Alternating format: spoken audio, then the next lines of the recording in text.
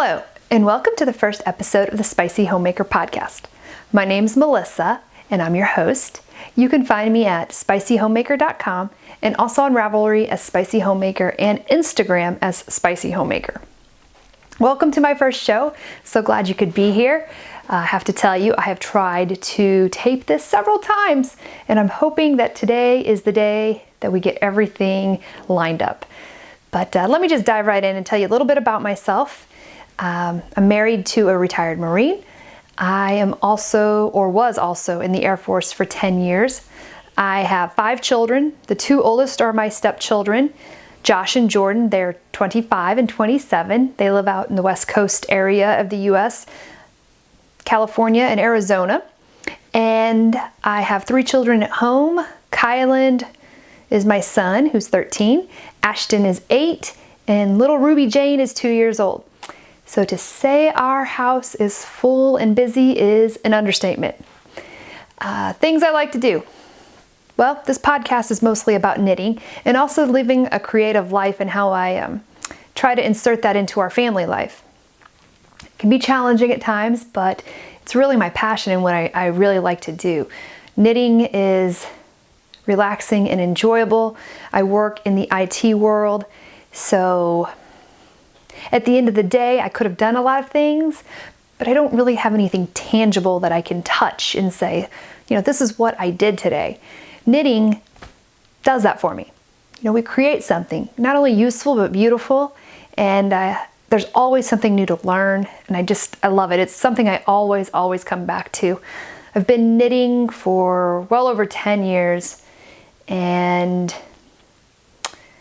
like gardening, reading, cooking, being with my family, most normal things most people like to do. I could go quite a bit further, but I think what my plan is just to kind of give you an overview of me, and as time goes on, we'll get to know each other better. But for now, I'd like to talk about some knitting. How about you? So let me dive right in and show you my finished objects. My first finished object that I'm really excited about, or I should say really proud of, it's my first shawl. I have kind of a couple firsts to show you today, but so this shawl is called the Whispering Island Shawl by Helen Stewart of the Curious Handmade podcast. So I don't know if that's all going to get in there. Let me see. But as you can see, it's a triangular shawl. And I love knitting this. When I knit this very monogamously, and I'm not a monogamous knitter. But I had just come out of a surgery that kind of had me, well, it did have me out of work for a week and sort of out of regular, normal day-to-day activities for 2 weeks. So I was able to knit this in 1 week.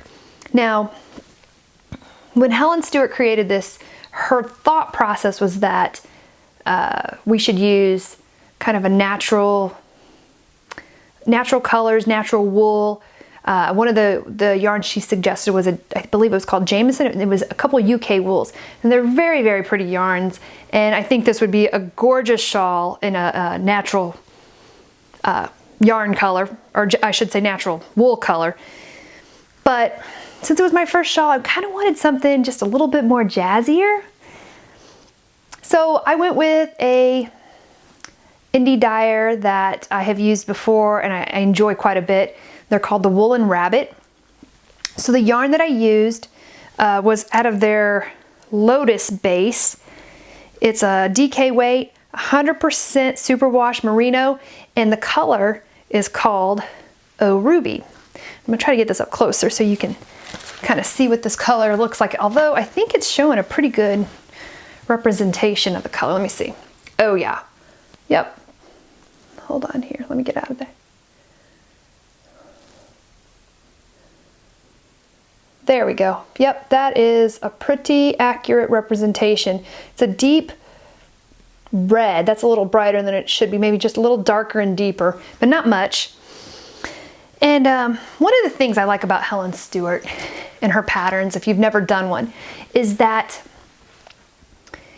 she does it in a very unique way. She has it not in a chart, not in a graph. It's a table. It looks kind of like a table in a way. And it goes line by line, the rows. And then at the end of each line of instruction, it has the stitch count at the end of each one. And then at every 5% of completion, she'll let you know. So, and she bases it on the stitch count. So if once you're in 5% done, it'll say at that particular row, 5%. Then the next one it'll say 10%. Next one will say 15%. So you know that you're 15% done, you're 20% done, so on and so forth. It's really unique. Although I think a few pattern makers are starting to incorporate some of her techniques into their patterns. Very easy. It's just, I really, really enjoyed knitting this. I would totally knit it again in a different colorway, maybe even in a natural one. There was a lot of people who posted pictures using the yarn she suggested, and they're gorgeous. They're just gorgeous. I am more of I'm not much of a shawl person or a scarf person. I don't really like things around my neck.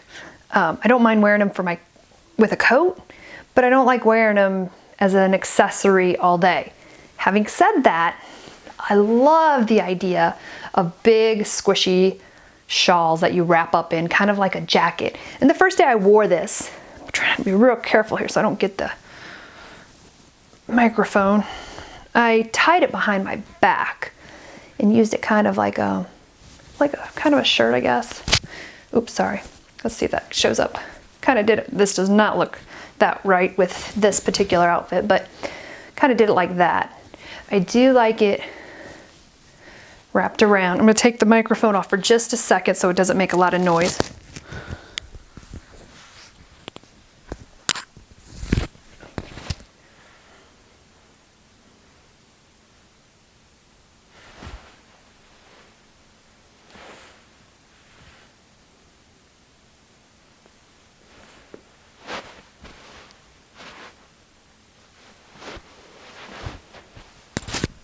Okay, show you a few ways to wear it. I actually tied it around my waist to the side too, and I really liked that.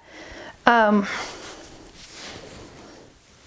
gonna try to like shawls a little bit more the way that you wear them every day, but I think I'm going to have to knit those kinds with very light, I don't want to say lace weight, but maybe a light fingering weight.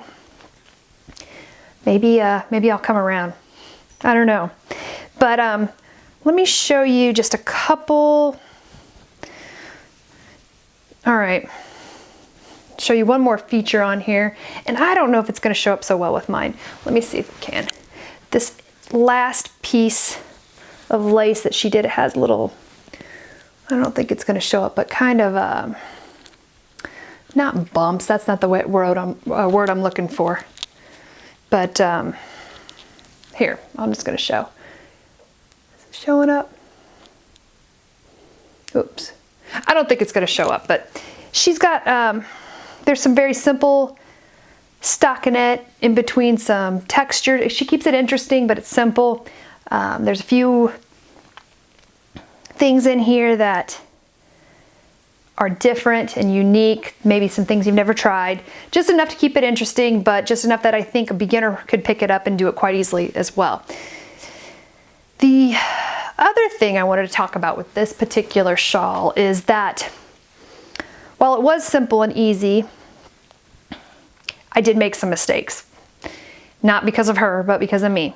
And by the time I got to the bottom, and it was over 400 stitches on that particular row, I knew I'd messed up. And I messed up enough that I needed to do something. I couldn't figure out where I messed up, and I was not prepared to tear it back not knowing where I messed up. So I put it in timeout for a week. I pulled it back out, looked at it again. Actually, I tinked back that entire row, over 400 stitches. Still couldn't find my mistake. Put it back in timeout for another week. And I don't know what it was, but the second time I picked it up, I saw where my mistake was able to knit the last 3 to 4 rows of the shawl and finish it. So sometimes if you get frustrated, don't give up.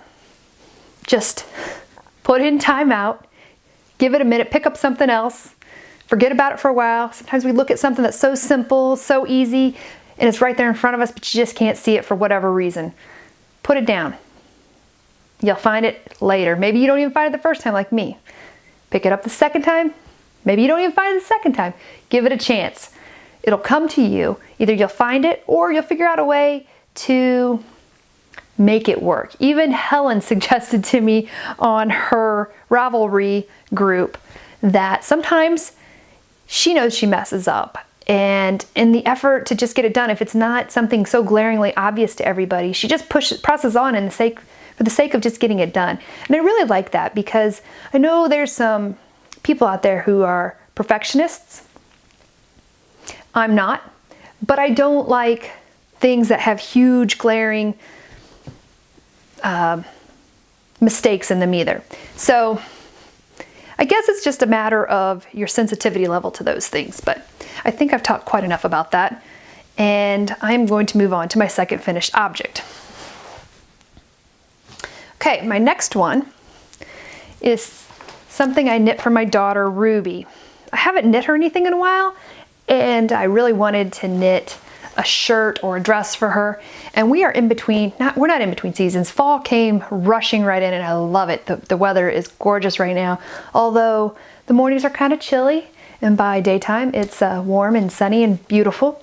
So I knit her something that has a little bit of some warmth, but then with the short sleeves provides a little bit of coolness as well. So, oh goodness, there we go. So this is called the Sebago Cove by Alicia Plummer. Now, this I knit using Sadar Snuggly Baby Bamboo, and I used 3 different colors. Oh wow, I just saw somewhere where I messed up there too. I didn't notice that before. No matter though, because this bottom part I have to totally rip out. That teal portion you see there, it's much too tight at the bottom. I don't know what I was thinking, but I did not give it a stretchy bind off. And so when I tried to put this on my daughter Ruby, it looked like I was trying to torture her. She was so mad at me. She was yelling. I did actually get it on her, but it wasn't pretty. And so I'm gonna take that out and redo it. So I don't know, I guess I can't really call this a finished object, but this is a really good idea of what it looks like. A lot of people did this in 3 different colors. If you go to her Ravelry page for the pattern, simple, easy. This has some texture at the bottom. This is basic stockinette at the top though. Really enjoyed it. I would knit one of these again in a heartbeat. And I think whenever I get the right bottom part done, Ruby will enjoy it quite a bit as well. So, one more finished object I have for you guys. These, so I told you I had my, all right, I'm trying to pull this up because I didn't have it printed out in my notes. My first shawl I did, and now my first pair of socks. I'm kind of late to some of this, aren't I? Been knitting for about 12 years and I've never knit a shawl or socks until this year. So these were not properly blocked. I just put them on sock blockers, but here they are. Here, hold on, let's see. Oop. So I used the Knit More Girls Vanilla Sock pattern, and this yarn is in Blue Ridge Yarns Footprints and Navajo Sunset colorway. Okay, love this yarn. I enjoyed knitting a vanilla sock pattern. But I'm moving on. I like their pattern. They did a great job of describing the heel. So if you've never knit socks, the Knit More Girls had a great, to people who are experienced, they thought it was too much information. If you've never done it, I think they did a really good job of explaining that. However, having said that, I am going to try my next pair of vanilla socks. I'm going to try Susan B. Anderson's How I Knit My Socks. I haven't found my sock recipe. I don't exactly know what works best for me. I don't know, you know, some people cast on 56 stitches, some people cast on 64. They know their needle size. I'm not there yet. So these do fit, but I did have to stretch them out quite a bit because I knit kind of tight. So I'm still trying to figure that out. The Knit More Girls vanilla sock pattern, great pattern. This yarn I absolutely love. I think it's fun and I've had it forever. I bought it at a yarn crawl, I think 3 years ago maybe. So it was a deep stash thing. And while really there isn't, you can see there's very little pooling, and the pooling that happens I actually kind of like. So there's a little bit right here. I think that's really cool myself. And oh, yep, some on the other side too. See that? I like that too. And the heel, I think that's even, or the bottom I should say. I like that. And then it was also 2 skeins. Well, not 2 skeins. Well, yeah, 2 skeins of yarn, but one was the regular sock, this part, and the other one was a little mini skein for contrasting heels and cuffs. Or not heels, well, yeah, heels, which I didn't do the heels. I just did toes and cuffs. So, very happy with it. Have worn these several times. Love it. Can't wait to finish my second pair. So moving on, those are all, yes, all my finished objects for right now. All right, let's move on to my works in progress. Okay, sorry, those are my notes. I didn't put them on a iPad. I probably would do that, but ours is actually broken. Okay, so when I taped this a week ago, the story had changed, or the story has changed since then when I tried to tape this a week ago. So one of the things that's coming up for me is Rhinebeck, New York, the Sheep and Wool Festival. So excited to go, cannot wait to go. I have a great friend there who lives there, and she invited me up last year and I went, and to include a few of our other knitting friends that live in various parts of the States. And we are meeting again this year to go, and the group is even larger. I'm excited. But last year I did not do the Rhinebeck sweater, and this year I really want to do one. So the plan was to knit the Hero by Julia Farewell Clay. Now, I took this idea for Susan B. Anderson because she knit this sweater using, I pretty much stole her color scheme idea as well, almost to a T, not quite exactly perfect, but this was in her top 10 favorite sweater patterns, and hers was beautiful. I loved it. This is the first time I've done color work. Another first. I didn't even realize I had so many firsts for my first show. But, so I got the body done. Okay, let's see if we can get this in. Now, this color work at the bottom of the body isn't in the pattern. So I did 2 modifications. Both of them I got from Susan B. Anderson. So the bottom was a turned hem, I think she called it. I did ribbing. The bottom was the same color as the body, but I went ahead and put the color work that's also on the bottom of the sleeves. I'm going to get a little closer so you can see, because it kind of fades out. There we go. Yep. That's exactly what it looks like. So got the body done. Then I started knitting the sleeves. Now about the body. My first sweater. I did swatch. A lot of people on the page said that the sweater was so big. So I sized down to the extra small, which Susan B. Anderson also did. And she said that's not typically her size, but she thought it was small when she finished it, but she aggressively blocked it. She said it all worked out. I was using the same kind of concept, and I gotta tell you, so far, it's way smaller than I really want. I was gonna keep going on with it. I've got part of a sleeve done, but the more I think about this, the more I think this is a beautiful pattern. I really like it, and I think if this was knit properly, I would really enjoy this sweater. So I think I'm gonna tear it back. See, this is part of the pattern. On each sleeve it has that color work. Here, let me turn that around.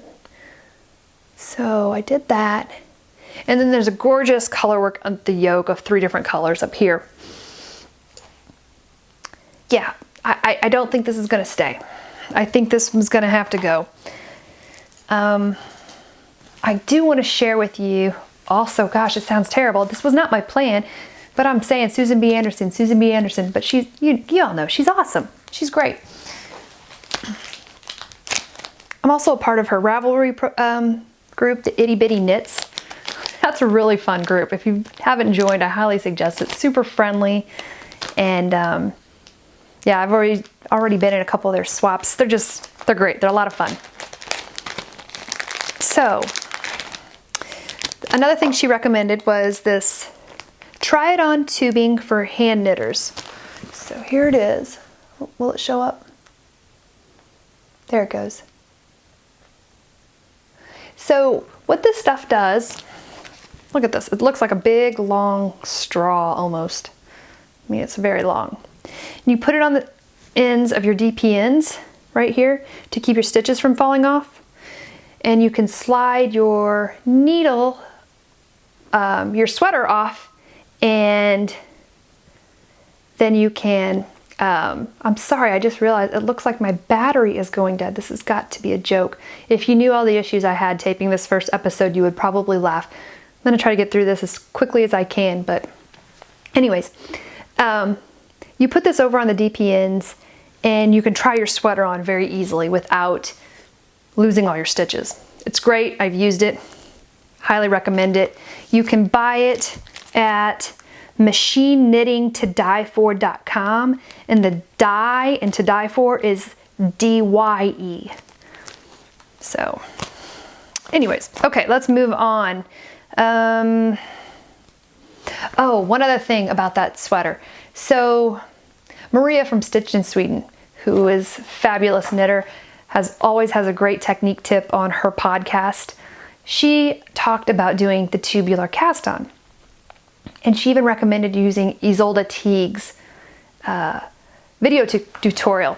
So I was determined to do this right. You saw Ruby Jane's sweater. I knew I needed a stretchy cast on. I did 3 nights of trying to cast the tubular cast on using a variety of video techniques. And it's just me. I don't know why. It just wasn't working. I couldn't get it done. So finally fed up, I found the German twisted cast on. It made sense to me the very first time. I was able to cast it on and there were no problems whatsoever. So it was great. Loved it. I've been using it on my socks and everything. I love it. German twisted cast on. Okay. So the other thing I have been knitting on is Hermione's Everyday Socks. So I have this beautiful yarn that a friend, Pamela, who I haven't even met yet, but I will be meeting her at Rhinebeck, sent this to me after my surgery when I was recovering. And it's Sundara yarn, and that is a great representation of it. Look at that beautiful green. Isn't that gorgeous? So I've already torn these out once because they were too tight. So I'm trying them on bigger needles, but here it is. I am really loving this. I'm getting ready to put the heel in. This is my first sock of this pair, and I'm hoping to have these finished for Rhinebeck, because when I see Pamela, I would love to show her these beautiful socks. And this is in a bag from Kat's Kettle. Kat's is spelled with K and Kettle is spelled with K. She's on Etsy. Great little Japanese knot bag. Love it. Lots of fun. Very simple, modern, and looks like a wood grain with gray and white, and then on the inside, very colorful. She's got a pocket sewn on the inside as well. Perfect for socks. Love them. I love Japanese knot bags. So easy. All right. So we did that. Okay. So I don't have a Rhinebeck sweater officially, but I do. I came up with a plan B, and I'm going to knit this like a fiend. I hope I get this done on time. I already swatched for it. I am using, oh goodness, what's her name? I know you all know it. She's the one who does custom fit. Amy Herzog's Custom Fit. I'm doing the featherweight. Got it from Kristen on Woolenvine. Saw Jinx, Laura from Jinx Yarn and the Dyer's Notebook did a striped one last year, and I really liked the stripe. I wasn't too crazy about the look of the featherweight, but when I saw modifications that people did, the first one being the stripes, and the second one being just lengthen it a bit, I really, really liked. There's some beautiful pictures on Ravelry of it. So I have my yarn, and I already did my measurements for custom fit and put it into the program. But here is my they're Malabrigo sock yarns, and the color, I think this is, well, all right, I'm back. Sorry about that. My battery did die. However, the plus side of this is that I got to watch everything I just recorded. And yeah, there's a lot of mistakes. But if you're still watching this, I'm gonna go ahead and post this. I think it's my first podcast. There's gonna be some mistakes. I'm going to grow and improve on them. And I hope you stick with me, come back for another episode that will be improved. But I believe first podcasts, especially the first episodes, are inspiring for other future potential podcasters to know that we're not perfect, and sometimes you just got to push on through, get to the other side, and improve on the next one. So, moving on to the featherweight cardigan I was speaking of. I showed you the two colors. I plan on casting those on tonight.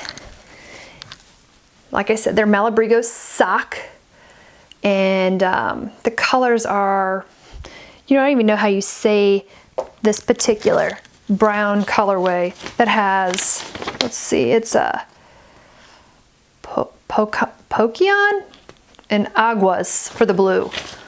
So in the brown one, there's browns, there's like a burnt reds, and really, really burnt red color. And there's some kind of definitely some blues and light greens. I don't know if you can see all those in there going on. I'm gonna try to keep this. I noticed that my focus was a lot better than I thought it was, and when I put them up closer, it kind of blurred out. I'm gonna try to keep this from doing too many, try to get it to show the sharpest picture possible. I also took off my sweater jacket because it gets a little warm in here. Hopefully I have a whole lot to show you next time I do this on this featherweight. I'm really excited about this. I want it to be great. I'm excited about using Amy Herzog's custom fit. That is already just a super cool program if you've never done it. It does ask for a lot of measurements, but just remember, it's to create a sweater that's just for you and fits just right. It also asks for detailed information on your swatch, so you don't even have to really worry about the pattern maker's gauge. You do up the swatch of the fabric that you like. Once you create the fabric you like for your sweater, you input the information into her program, and she will create the pattern, or it will create the pattern. It will specify, it will I'm getting tripped up over this. Customize the pattern just for you. So hopefully I will have a whole lot to show you on the next show. Works in progress. I think that is everything for right now. I have other stuff I'm working on, but not actively. That's pretty much the active things. But let's see. I want to show you my stash enhancement. So my first one is something I think is very, very cool.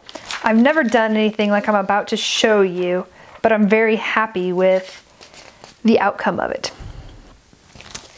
All right, so I was on Kristen's from the Yarngasm podcast, Ravelry group, and she has a very loose knit along for the Summer in Kansas shawl. It's on Ravelry, but you can't download the pattern from Ravelry. You have to actually mail in to some place to actually get it. So there's a few women who are doing this. Well, there was one particular lady named Katrina who also has a podcast called Yarn 30. I think she's 11 episodes into it. She posted some yarn that she said she dyed. And as soon as I saw it, that's really pretty. And I asked her, I said, do you sell your yarn? And she said, no, not this time. And I instantly went to private messaging because, that's Kristen from Vool and Vine Yarns. It's her board, and I don't want to be rude by trying trying to buy yarn from somebody else. But regardless, I PM'd Katrina and asked her if she'd be interested in maybe dyeing up some yarn for me that I would be willing to purchase. And she was very excited about it. And she did it. So we made a transaction and I got 3 skeins of this gorgeous yarn. Now, this is not her formal label, although she is talking about selling yarn in the very near future, but she put Cat's Kettle. That's her Etsy shop. She is on Instagram and Ravelry as Cat J Pierce. She has a podcast called Yarn 30, as I already said. She's on YouTube. And Cat's Kettle Yarns at gmail.com. She called this Dusk on the Moors. And it's Knit Picks yarn. And it's their gloss. It is, I am missing a page in my notes. There it is.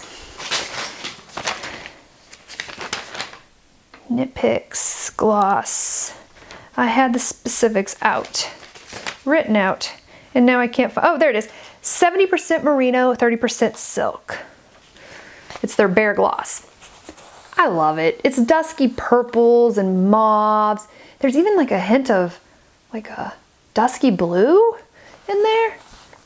I just think this is so pretty, and I love that she did this for me, and I cannot wait to use it. I thought I knew what I was going to knit with it when I ordered it, but I don't. I really don't. And I know when the perfect pattern comes along, I will know instantly, and I can't wait to see what that will become one day. So there are, you saw the Malabrigo sock. That was also a stash enhancement. Then I had never tried hedgehog fibers. And I kept hearing about it and kept hearing about it, and I finally, like, I have to try this. I got some kind of subtle yarn from them. It's called Silence. It's their sock yarn. So it's like a, kind of reminds me almost like a toasted marshmallow color. So it's got creams and very light tans in there. And I'm trying not to get it up too close because it seems like whenever I looked at my camera, I'm going to try to do this because I got it on a different focus setting too, but there we go. Yeah. I don't know if I'm going to knit a shawl with it. My original thought is to knit a pair of socks or 2 pairs of socks out of this, but I don't know. I don't know yet. But very soft. Love it, like petting it. It's nice. And I'm looking around. I have a lot of stuff around me. I don't think there is anything else. Works in progress, finished objects, stash enhancement. I think that's it. I think that's it. As I said, we'll do just a little bit of stuff every now and then at the end, you know, just to get to know me a little bit better, and hopefully I get to know you guys a little bit better. What's going on in my house? Well, school, plain and simple. We're trying to get back into the swing of it. We're about a month in. We start in the middle of August, and I don't know about you guys, but back to school shopping. Oh my gosh, I call it the third circle of hell. I do not know what's going on with them lists. I feel bad for teachers. I think teachers do not get enough recognition. I'm sure they get enough pain and grief, but so I try to go easy on you guys. I really do. But I'm going to tell you, first of all, the lists are incredibly long, even at kindergarten. The woman who lives across the street from me, she was complaining, not complaining, she said, you know, he needs 12 glue sticks. And she's a very crafty person. They use lots of glue and all kinds of stuff. She says, I couldn't use 12 glue sticks if I tried. She's like, what are they doing with them? I said, I don't know. Maybe they're eating a few at snack time. Who knows? I don't know. But each kid brings 12 glue sticks and they share them all. So that's, I don't even know, multiply that by, 30 kids. That's a lot of glue. Ours are long, and not only that, they're so specific. I mean, do you guys... It's been quite a few years since I've been in elementary school, or junior high for that matter, but school supply shopping was kind of fun. You bought notebooks and folders that had cartoons on them, or whatever show you were into, or Heartthrob at the time. And you always had fun picking that stuff out. Colorful pencils. But now they're very, very, very specific. It's not, bring in 10 pencils. It's 12 sharpened pencils of a very particular brand in a certain color. Bring in 6 folders, and each folder has an individual color. For instance, orange, blue, yellow, green, whatever. Last year, I went to 5 different stores trying to complete my back to school shopping list. This year, I said, no, I'm not doing that. I'm going to one big box store, and that's it. That's it. So there was only 2 things that tripped me up this year, which, all things considered, that's a very good year. I could not find at Target a orange plastic folder. So my younger son got a orange paper folder. My oldest son needed a purple notebook with college ruled with so many pages in it. There were no purple notebooks with that many pages in it. And out of frustration, I finally just bought a teal one with the right number of pages in it and wrote on the front of it with a black Sharpie that says, "Pretend it's purple." Yes, I did. I truly did that. That's a true story. And I don't feel bad about it. Like I said, that was only 2 items. That's a very good year for us. Last year I was looking for a variety of things, one of which was, you remember those blue pens when we were younger that had the 4 inks that you push down? One was red, one was black, one was green, and maybe blue was the other one. I don't know. That was actually on one of the supply lists. That's not an easy pen to find. I was considering going on Amazon and buying it, but I actually ended up getting it, I think, at Office Max. I mean, why can't I just buy one black pen, one red pen, one blue pen, or, I don't know.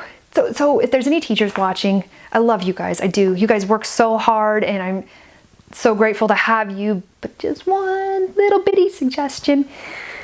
Take your list, go to your nearest box store, your big box store, and if you cannot complete everything on that list, then maybe you might want to tweak it a little bit. Just saying, don't have to. You don't have to listen to me. Just a small suggestion. But, yeah. That's our life right now. Getting back into the swing and the rhythm of school, homework, lunches. It's great. It's fun. Fall's here, enjoying the weather, spending a lot of time outdoors, and Rhinebeck's coming up. What do we have? I think 3 weeks. I'm so excited about that. 3 weeks. Got to finish that featherweight. Got to start the featherweight. And I think that's it. There's a lot of mistakes in here. Okay, this is not a perfect episode, but I promise you, I'll get better at this. I will. And I really hope you come back. I would love to know more about you and spend more time with you. And having said that, I'm going to wrap this episode out here. And I hope you create something beautiful while we're gone, and we can share it when we come back next time. Until then, I'll see you later. Bye.